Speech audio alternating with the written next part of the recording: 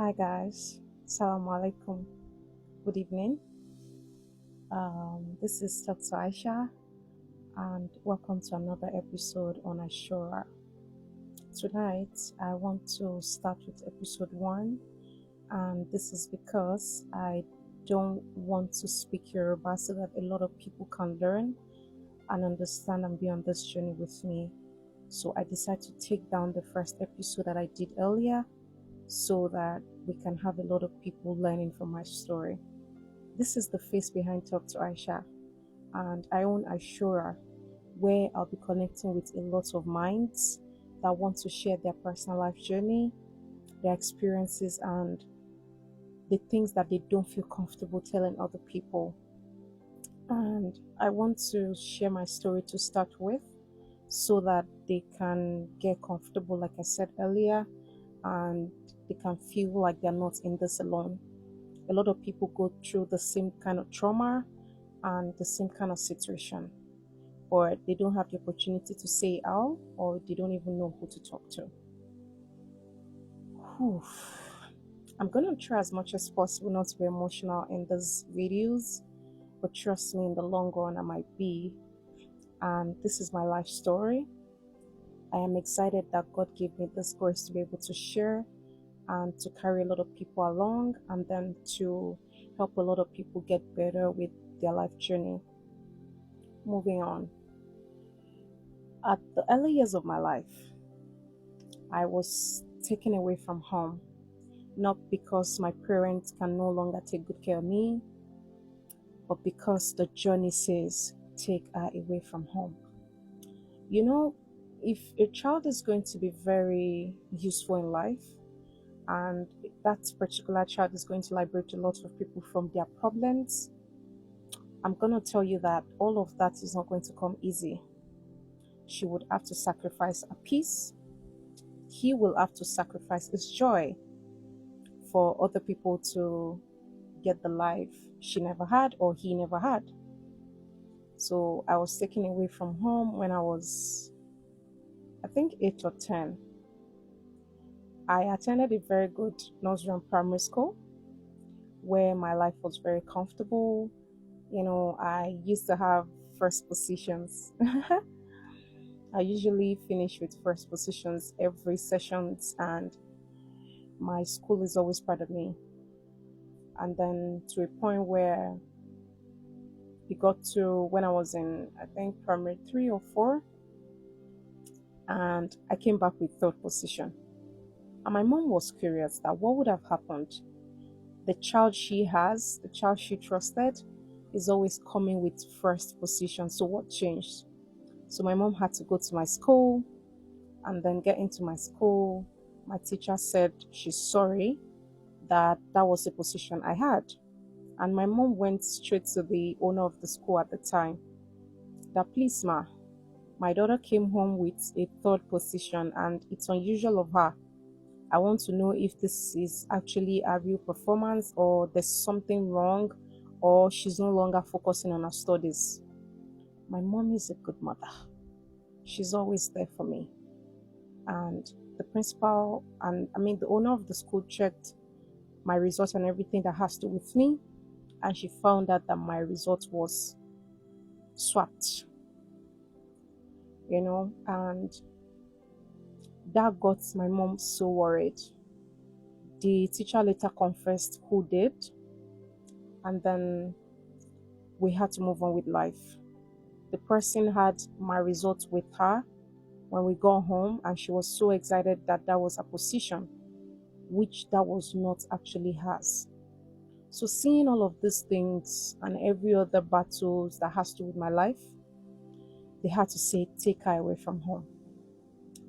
And that was where the real journey of my life began. I was taken to my mom's elder sister's place where I'm supposed to start my life. But at this time, life switched for my mother. She was no longer comfortable. To feed is actually a problem for us. And then our life is no longer the way it used to be. My mom is a very hardworking woman. My mom is an amazing mother. She would always put in her best for her kids. to have a good life. So when we got there, the first day I'm supposed to get in there, as me being a child that wants to go and stay with a mom's elder sister, the only place we could put my clothes is inside a nylon bag. I would never forget. And then when we get to the front of the door, we knocked, and then she came out, and then she called a friend. She used to have a friend at the time. I used to call her second mommy. So they were staying together at the time. And then she called her friend and say, Mama, wá wo nǹkan tán fi káṣọ wá ni. And from that moment, like, she's telling her friend to come and see what we used to bring my clothes, that was a nylon bag. From that moment, I knew it's about to be a journey for me. I am this child that from the early years of my life, I understand things beyond comprehension. You know, I get familiar with a lot of things earlier than expected. So it is no longer a news that I used to know things prior to time. My eyes were so loaded with tears. I looked at my mother, and her eyes were already reddish. She wanted to cry. And from that moment, I knew that my mom felt pain. She felt really embarrassed. But there's nothing I can do. I was just a little child. So I got in, and it was time for my mother to go. And then I started crying. I cried so much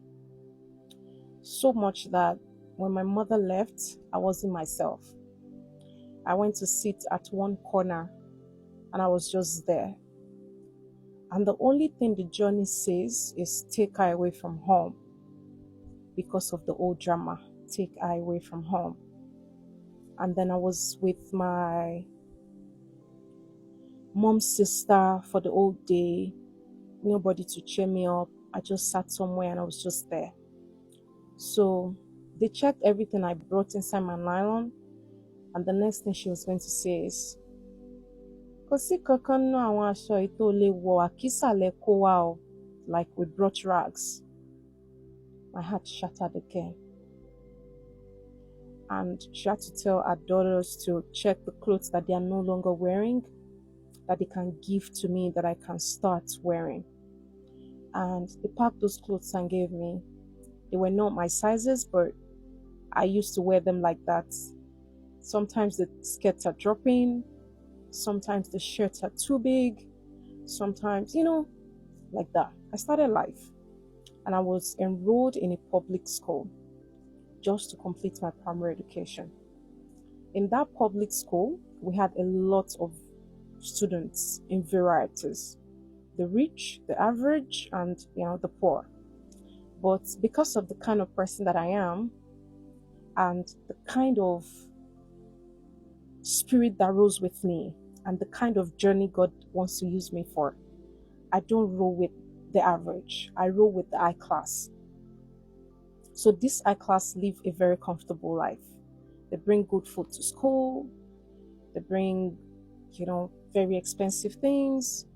They wear nice dresses. They look so good. And me in between them, kind of like looking unkept. So every time that they bring food to school and do all of those things, I get to see it. And they will ask me, why is it that you're always bringing food and your food is looking this way? Why is it this? Why is it that? We're primary school students, yeah? But all of those things sink in my head. And on this fateful day, I went to Islamia with my aunt, our last born, a son. We go to Islamia together because we're literally the younger ones in the family, And we went to Islamia. But prior to going to Islamia,